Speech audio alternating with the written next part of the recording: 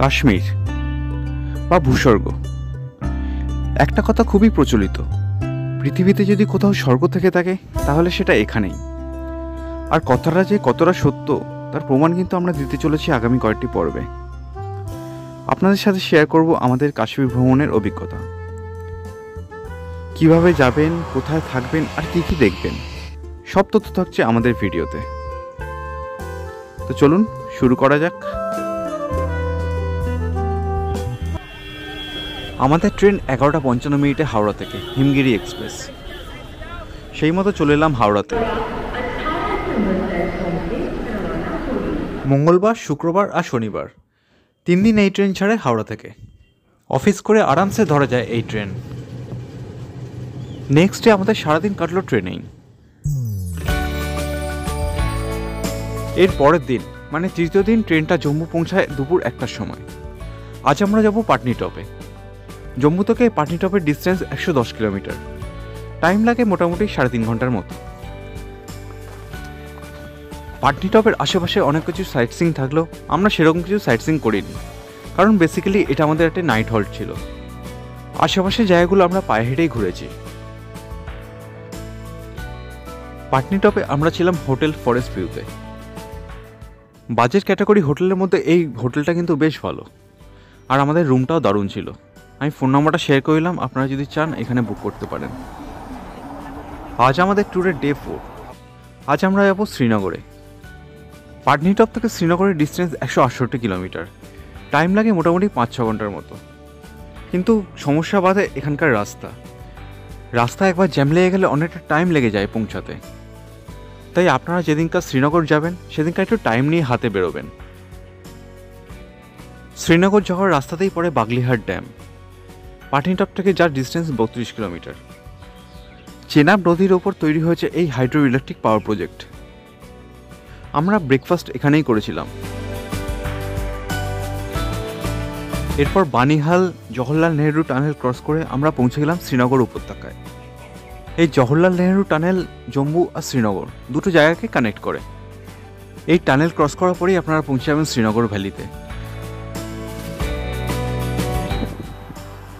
শ্রীনগর ভ্যালিতে পৌঁছানোর পরেই আপনার জন্য অপেক্ষা করে থাকবে একের পর এক অসাধারণ ল্যান্ডস্কেপ।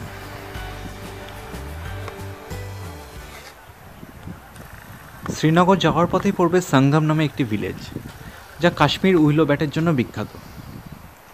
এছাড়া এই অঞ্চলে স্যাফরন বা কেশরের চাষ প্রচুর পরিমাণে হয়। প্রচুর পরিমাণে কেশর বাইরে এক্সপোর্টও হয়। আমরা পৌঁছে গেলাম শ্রীনগরে।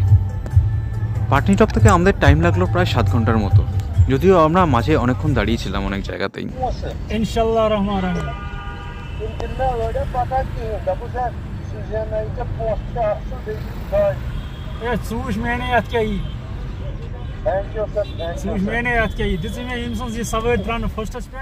শ্রীনগরে আমরা ছিলাম হোটেল তাইমোরে। ফোন নাম্বারটা আমি শেয়ার করে এলাম। আজ আমাদের ট্যুরের ডে 5। আজ আমরা ঘুরে দেখব শ্রীনগরের লোকাল সমস্ত সাইট সিইং।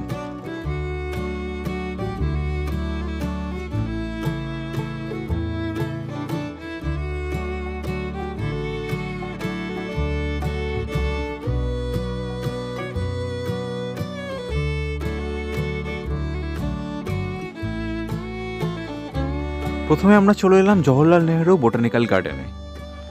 শহর থেকে 6 কিলোমিটার দূরে এই বোটানিক্যাল গার্ডেন। এখানে ঢুকতে গেলে টিকিট লাগে 25 টাকা পার পার্সন।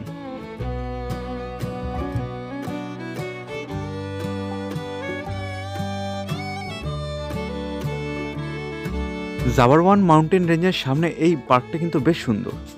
অবশ্য শ্রীনগরের সবকটা পার্কই অসাধারণ।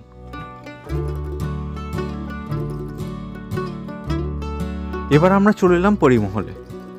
শহর থেকে বেশ খানিকটা দূরে পাহাড়ের উপরে রয়েছে এই পরিমহল গার্ডেন। এটি একটি 7 টেরাসড মুঘল গার্ডেন। পরিমহলের উপর থেকে ডাল লেক আর শ্রীনগর শহর খুব সুন্দর দেখা যায়। জাবারওয়ান মাউন্টেন রেঞ্জের উপরে অবস্থিত হওয়ায় এখান থেকে দৃশ্য চারিদিকে দুর্দান্ত। আমি যতগুলো মোগল গার্ডেন ভিজিট করলাম শ্রীনগরে, তার মধ্যে পরিমহল আমার সব থেকে বেশি ভালো লেগেছে। আনুমানিক 16শো শতাব্দীতে দারা শিকড় দ্বারা তৈরি হয় এই গার্ডেন।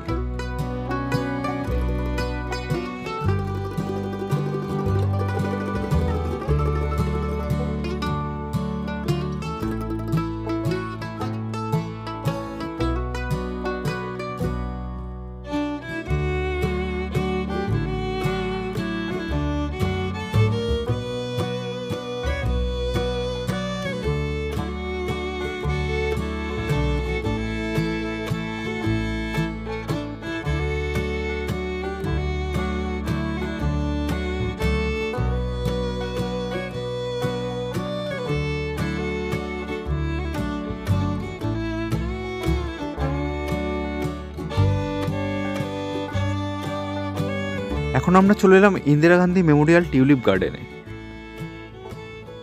জাবারওয়ান রেঞ্জের সামনেই রয়েছে এই গার্ডেন। এখানে ঢুকতে গেলে প্রবেশ মূল্য লাগে 75 টাকা প্রতি পার্সন। টিউলিপ গার্ডেন খোলা থাকে মাত্র 1 মাস। মার্চের 3rd উইক থেকে এপ্রিলের 2nd উইক অবধি খোলা থাকে এই গার্ডেন। এই টিউলিপের অ্যাট্রাকশনের জন্য সবথেকে বেশি ট্যুরিস্ট এই সময়টাই হয়। আর আমার মনে হয় কাশ্মীর ঘোরার সবথেকে সেরা টাইম কিন্তু এটাই। এই সময় এলে আপনারা টিউলিপ দেখতে পাবেন, প্লাস বরফও অনেকটাই পাবেন। প্রায় 74 একর জমির ওপর রয়েছে এই গার্ডেন। গার্ডেনটি ওপেন হয় 2007 সালে। প্রায় 17 লাখ টিউলিপ বাল্ব মাল্টিপল কালারের লাগানো আছে এখানে। কিছু কিছু বাল্ব আবার আমস্টারডাম থেকেও নিয়ে আসা হয়।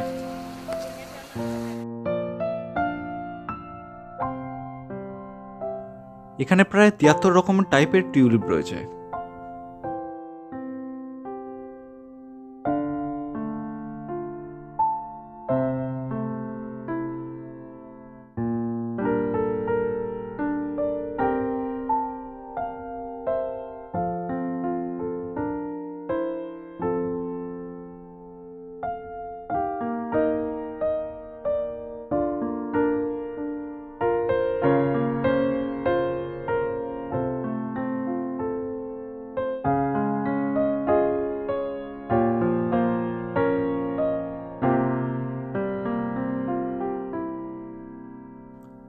কাশ্মীর ঘুরতে হলে আপনাদের কিন্তু অন্তত 2বার আসতেই হবে। একবার এপ্রিল মাসে, যে সময় আপনারা টিউলিপ পাবেন প্লাস বরফ পাবেন। আরেকবার আসতে হবে অক্টোবরে। অক্টোবরে এলে আপনারা আপেল পাবেন। আর বর্ষার ঠিক পরপর হওয়াতে চারিদিকে প্রচুর পরিমাণে সবুজ থাকে।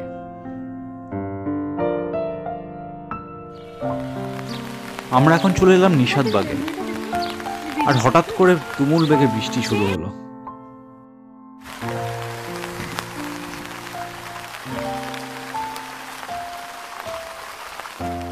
এছাড়াও সাইট সিইংয়ের মধ্যে রয়েছে Chashmashahi garden, Hazratbal shrine, Shalimar garden আর শঙ্করাচার্য টেম্পল। সবশেষে আমরা চলে এলাম ডাল লেকে। ডাল লেকে সেই বিখ্যাত শিকারা রাইডে। ডাল লেকে 1 ঘন্টার রাইডের জন্য পড়বে 790 টাকা। আর আপনারা যদি হাফ ডে ট্যুর বা 4 ঘন্টা রাইড করেন তার জন্য পড়বে 1500 টাকা।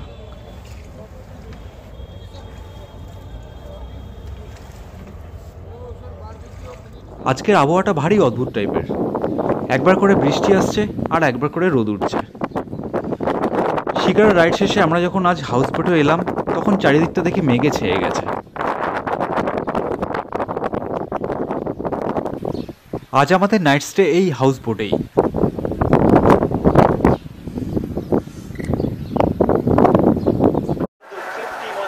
এর কিছুক্ষণ পরেই শুরু হলো তুমুল বৃষ্টি। আর বৃষ্টিতে এই বারান্দায় বসে কিন্তু দুর্দান্ত লাগছিল ডাল লেকটা দেখতে।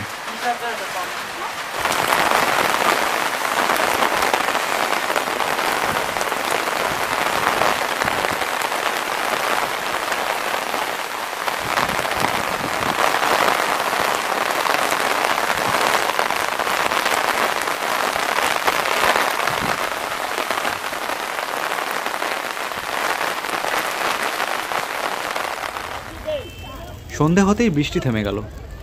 ততক্ষণে দূরের হাউসবোটগুলোতে আলো জ্বলে উঠে যায়। আজ আমরা যে হাউসবোটে থাকবো চলুন সেটা আপনাদের দেখিয়ে দিই।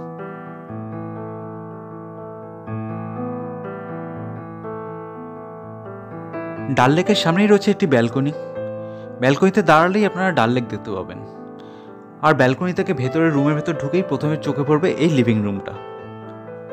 লিভিং রুমটা অত্যন্ত সাজানো গোছানো। টিভি থেকে শুরু করে সোফা সবই রয়েছে এখানে। আপনারা যদি কাশ্মীর ভ্রমণ করেন হাউসবোট কিন্তু অবশ্যই আপনাদের আইটিনারিতে রাখবেন, কারণ এখানে থাকার অভিজ্ঞতা আপনাদের কিন্তু সারা জীবন মনে থাকবে। লিভিং রুমের পাশেই রয়েছে এই ডাইনিং রুমটা। আর তার পাশে রয়েছে বেডরুম। কাশ্মীরে কি কি ঘুরবেন আর কোথায় থাকবেন সে তথ্য তো আমি দিয়েই দিলাম। এছাড়া কাশ্মীরে যে খাবারগুলো আপনারা একদম মিস করবেন না তার একটা লিস্ট আমি দিয়ে দিলাম। আর কাশ্মীর থেকে যদি কেনার থাকে এই জিনিসগুলো অবশ্যই কিনবেন। কাশ্মীর আমরা ট্রাভেল করেছিলাম ফিরদৌস ভাইয়ের সাথে। আমি ওনার নাম্বারটা দিয়ে দিলাম বুকিংয়ের জন্য। আমাদের কাশ্মীর ট্যুরের এপিসোড 1 আজ এ পর্যন্তই। খুব শীঘ্রই দেখা হচ্ছে এপিসোড 2 নিয়ে। Till then, bye by.